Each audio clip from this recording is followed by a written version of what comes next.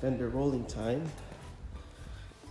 As you can see, this customer just put these fat tires, 245/40 ZR19s, brand new 2022 Subaru STI, and normally, and this is a stock height.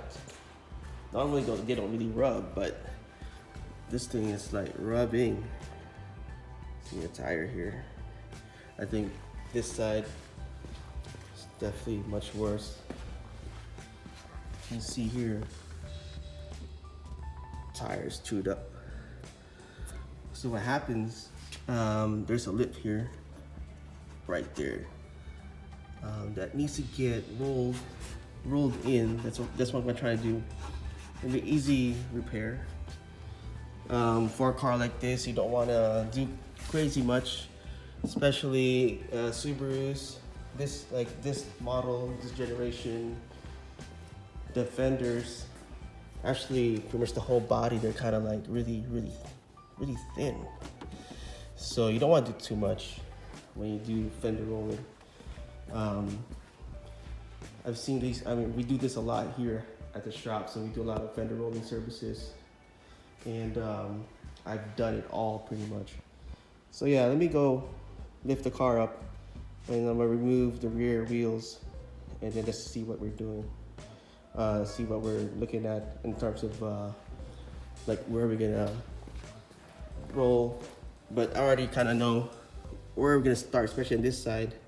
You can definitely see where it's already rubbing. So we're gonna roll that and make it smooth.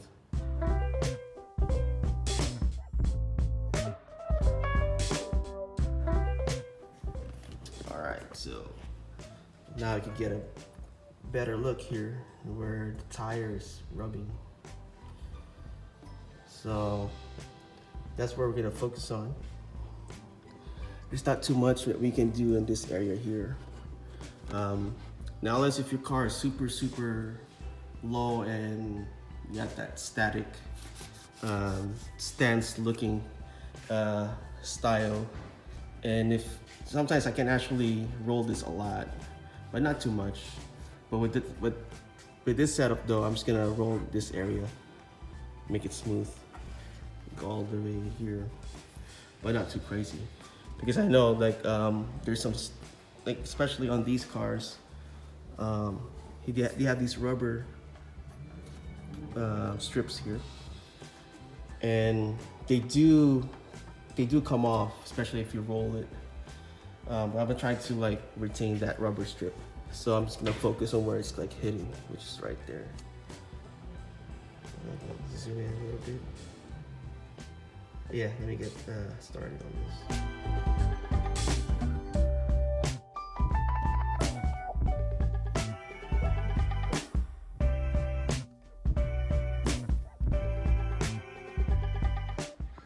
Alright, here's my trusty old Eastwood fender roller tool. As you can see, this is my second one in the past 8 years. Pretty reliable. I think the other one that happened, I think my first kit stripped right over there. Obviously I do a lot of fender rolling services, so it does get used a lot. But anyways, yeah, you got the fender roller here and my trusty old heat gun, Harbor Freight Special. And yep, let me put this back on here and start rolling.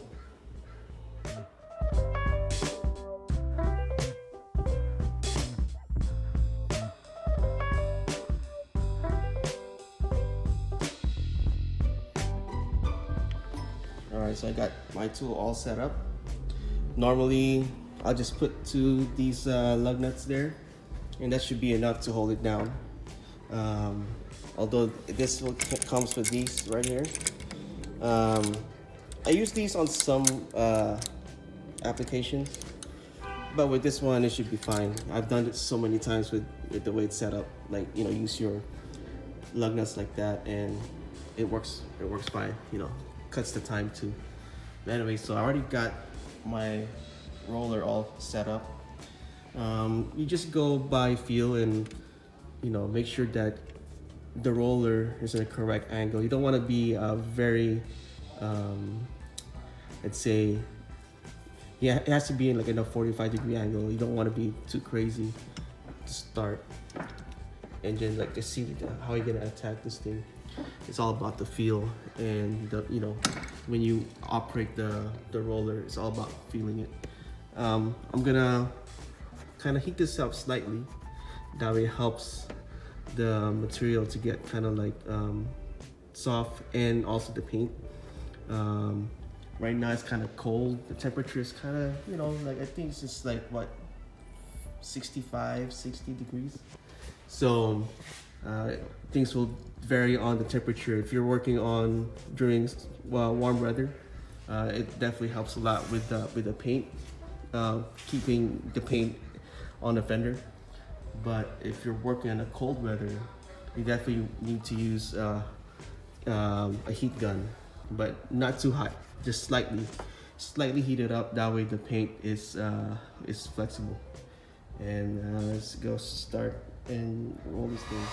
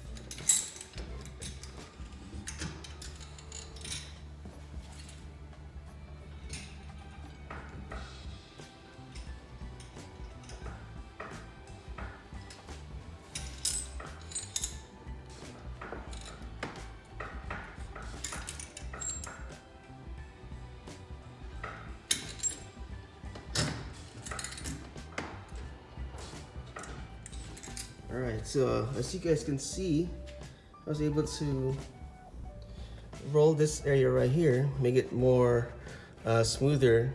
And before, the angle was just like that. So when you roll the fender, you want to roll the lip inwards. Different cars will have different angle of attack. That's what I would call it. Just because like it's just the way the fenders on different cars, they're like the way they're constructed differently.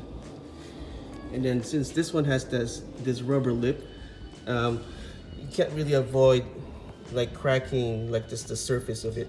See, there's like a little bit of that's on the rubber, and that's normal.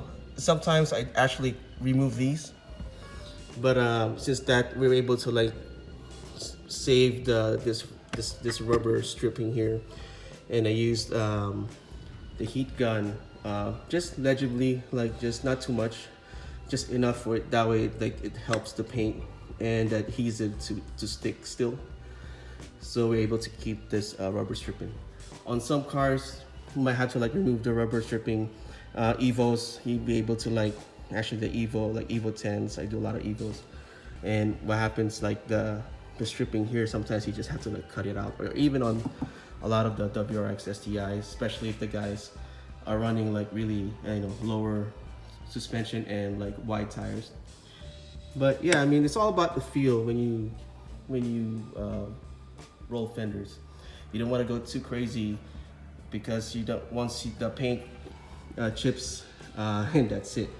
But on some cars, the paint they're like naturally like really thin. So sometimes like it's really unavoidable to have some paint getting chipped out. But anyways, yes, it's all about let's say a lot of feel when you use the fender roller. I've done this so many times, so I have a natural feel on like how much I'm gonna roll. And sometimes you don't want to go too much because, like, for example, this car is not really low. It's on stock suspension still, but it's on 19s and a bit wider tire. So, but anyway, I hope that thing helps. If you guys have any questions, just like feel free to leave a comment down below, and we'll see you again next time. Peace out.